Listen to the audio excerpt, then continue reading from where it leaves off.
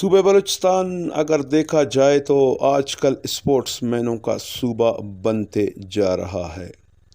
پچھلے کچھ سالوں سے ہمارے نوجوانان چاہے گرلز ہو یا بوائز مختلف گیمز میں کامیابی حاصل کر کے اپنا نام اور اپنے صوبے کا نام روشن کر رہے ہیں، بلکہ یہ ایک تلخ حقیقت ہے کہ یہ نوجوانان اگر سرسوبی کی جانب بڑھ رہے تو اس میں کسی کی تعاون شامل نہیں، بلکہ اپنے دم پہ اپنے محنت جدوجہد ماں باپ بھائیوں یا اپنے کمائے ہوئے پیسوں سے اسپورٹس کے سامان خرید کر آگے بڑھ رہے ہیں۔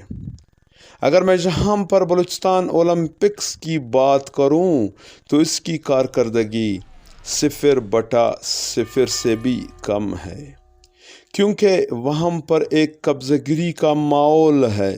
وہاں پر ایک فیملی کے ساتھ 6-7 ایسوسیشنز ہیں، باپ بھائی چچا کا لڑکا یا دیگر قریبی رشتہ داران شامل ہے۔ ماشاءاللہ ہمارے صوبے کے نوجوانان میں آج کل اتنا قابلیت ہے کہ اولمپکس جیسے لوگوں کو ٹچ بھی نہیں کرتے، بلکہ یہ بھی ایک سچ ہے کہ بلوچستان ایک قبائلی صوبہ ہے۔ یہاں پر بچیوں اور عورتوں کا غیر ضروری گھر سے نکلنا تقریباً ممنوع ہے۔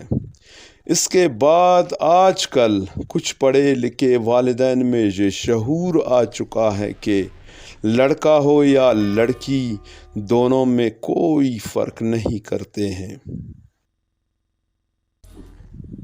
بلکہ اگر کسی لڑکی میں آگے بڑھنے کی صلاحیت ہے تو اسے ان باشعور والدین دل کھول کے سپورٹ بھی کرتے ہیں۔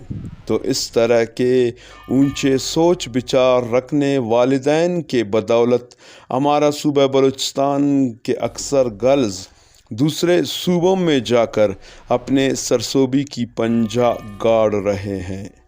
میں آخر میں جاتے جاتے پھر یہی کہوں گا کہ بلوچستان کے گرلز اینڈ بوائز کھلاڑیوں کے سرپرستی کرنے والا کوئی نہیں۔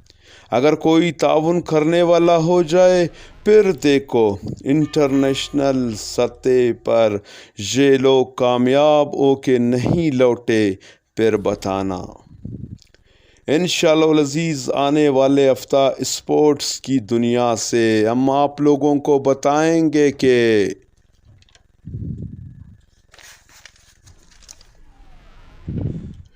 کیا آنے والے 2022 PSL کے ایڈیشن میں کوئٹہ گلیڈیٹر بلوچستان سے کوئی پلیئر شامل کرے گا یا نہیں، یہ دیکھیے اسپورٹس کی دنیا کے دوسرے ایپیسوڈ پہ۔